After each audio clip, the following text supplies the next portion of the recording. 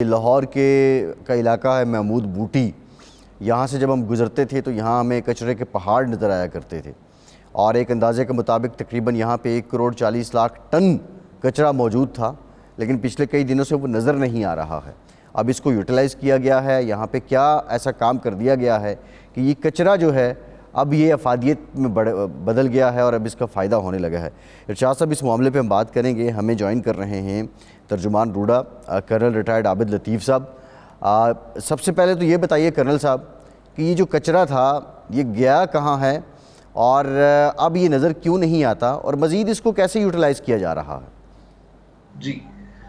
जी कचरा जो है वो बेसिकली तो वहीं पे है जो सॉलिड वेस्ट था। इसको एक्चुअली जो हमारी साइट्स होती हैं जी सॉलिड वेस्ट की, ये दो कैटेगरीज होती हैं, साइंटिफिक साइट होती हैं और कन्वेंशनल साइट्स होती हैं। अब ये जो साइट थी महमूद बूटी वाली, ये कन्वेंशनल साइट थी जिस पे लाके कूड़ा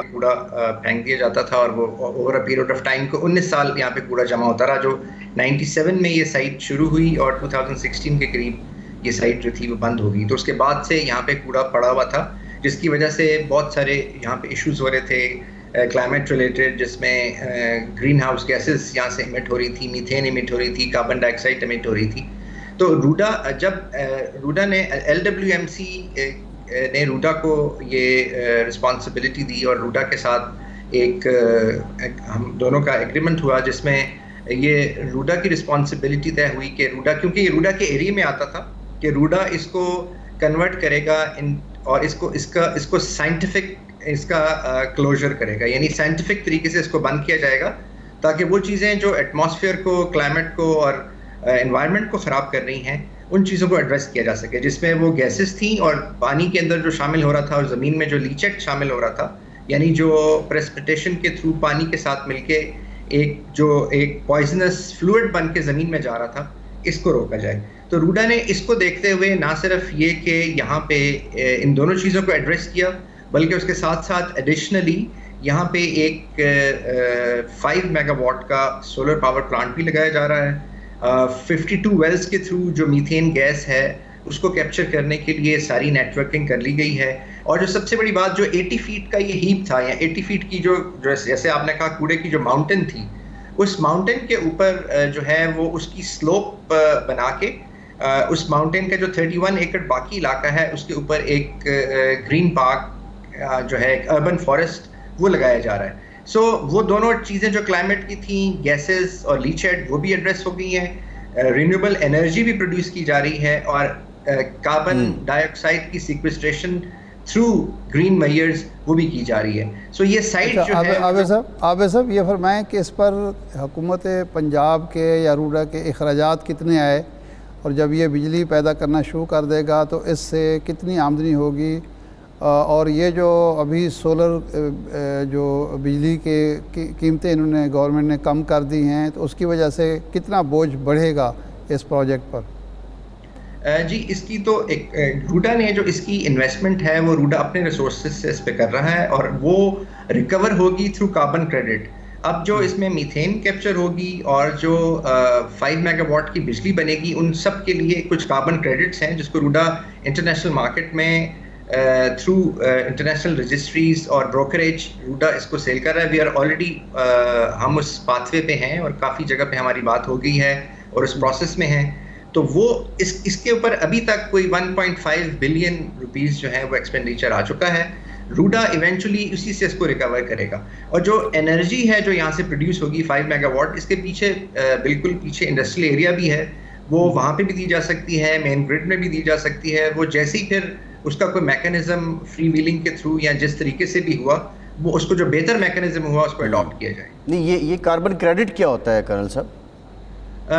जी कार्बन क्रेडिट जो आजकल एक लेटेस्ट कॉन्सेप्ट है जिसमें आप क्योंकि क्लाइमेट चेंज की आजकल बात हो रही है और UNFCCC के थ्रू सारी कंट्रीज जो हैं उन पे ये लाजिम है कि वो जो कार्बन प्रोड्यूस हो रहा है, जो कार्बन की वजह से क्लाइमेट चेंज हो रही है और जो क्लाइमेट चेंज इन्हेंस हो गई है, तो हर कंट्री पे ये लाजिम कर दिया गया है कि वो अपनी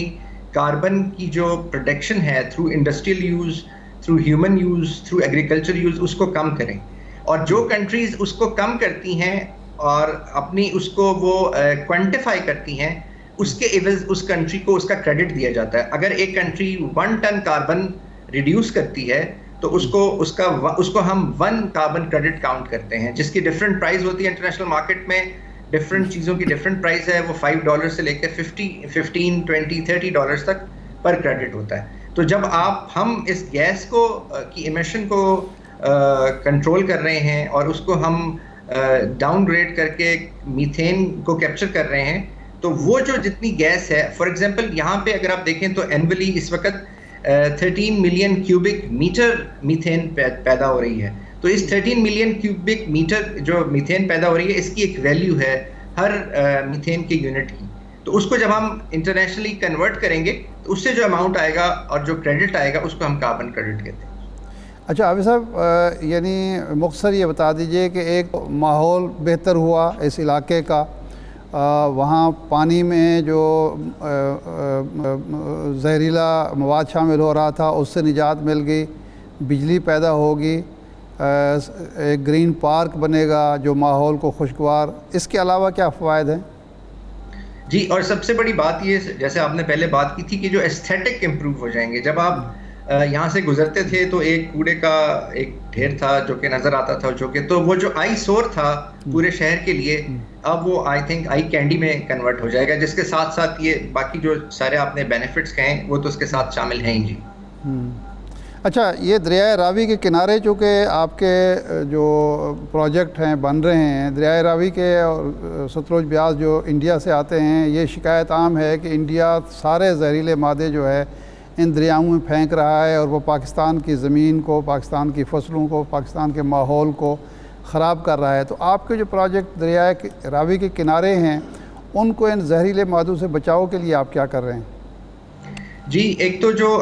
रूडा का जो जुरिस्डिक्शन है या जो टेरिटोरियल जूडा की जो बाउंड्रीज हैं, वो जो इंडिया से पानी आ रहा है वो होडियारा के थ्रू आ रहा है और वो रूडा के एरिया से थोड़ा आगे जाके गिरता है। अच्छा। रूडा के एरिया में जो हमारा एरिया में जो रिवर है उसके अंदर जो 11 ड्रेनेज नाले हैं वो लाहौर शहर से आ रहे हैं और उसके अंदर भी जो पानी है वो बहुत पोल्यूटेड है। लेकिन रूडा ने जब हमारे जो रिवर ट्रेनिंग है वो तकरीबन 6 किलोमीटर के इलाके में कंप्लीट हो रही है,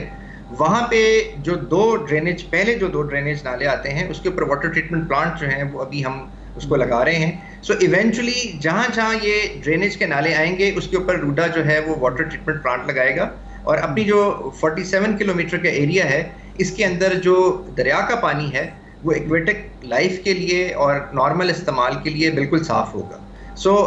जो इंडिया से अगर आप कॉन्टेक्स्ट में बात करें तो वो जो एक है वो आई थिंक वो नेशनल लेवल पे